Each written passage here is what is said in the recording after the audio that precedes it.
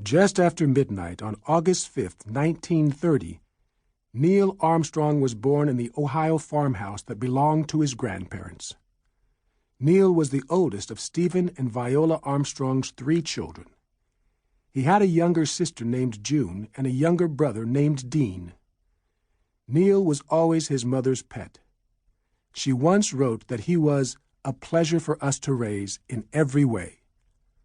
Maybe that was because Neil was a lot like his mother, calm, serious, and determined. Neil never had trouble making friends. Still, he was shy and not as fun-loving as Dean. Neil's mother stayed at home caring for the children. She also taught Sunday school. Neil's father worked for the Ohio state government. Because of his job, the family had to move many times. In fact, they moved 16 times before Neil was 13.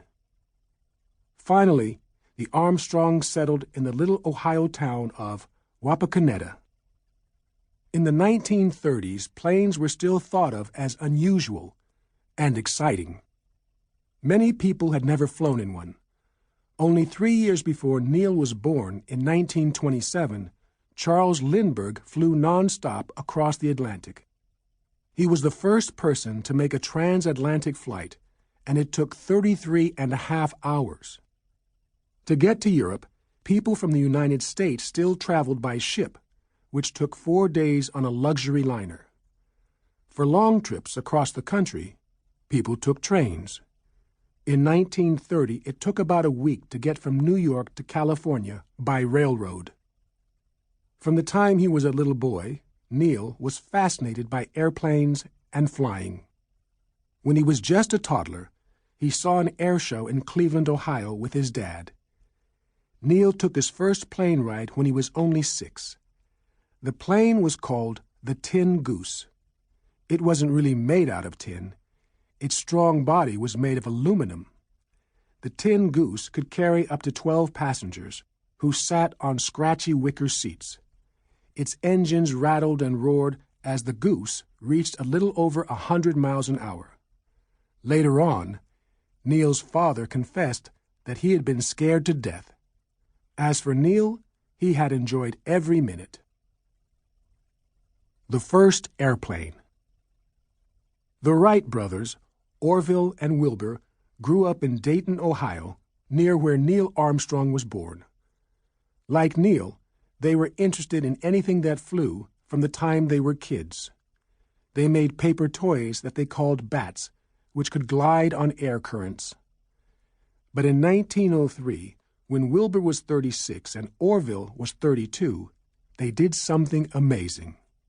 Something that people had dreamed of doing for thousands of years. They built the first real airplane, one with an engine that actually flew instead of gliding on the wind. Their one-seater plane was made of wood and cloth. It was 8 feet high and had wings that went 40 feet across. Orville made the first successful flight on December 17, 1903, in Kitty Hawk, North Carolina. The weather was much better there than in Ohio. How long was the flight? Only 12 seconds. And how far did the plane travel? Only 120 feet. And it was only 20 feet off the ground. But it was the beginning of a whole new age. Neil loved building model planes out of balsa wood, wire, and tissue paper. They were powered by wound-up rubber bands.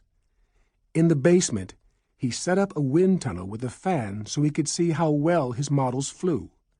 According to his brother Dean, sometimes Neil would fly one of his old model planes out the window. He thought it was exciting to watch it crash on the driveway. Neil belonged to a Boy Scout troop for many years. In fact, Neil became an Eagle Scout, the highest level in scouting. It was the 1940s by this time, and the United States was fighting against Germany in World War II. Neil and the other scouts made models of different enemy planes. No warplanes ever came anywhere near Ohio. Still, if one had, Neil could have identified it right away. Neil read airplane magazines.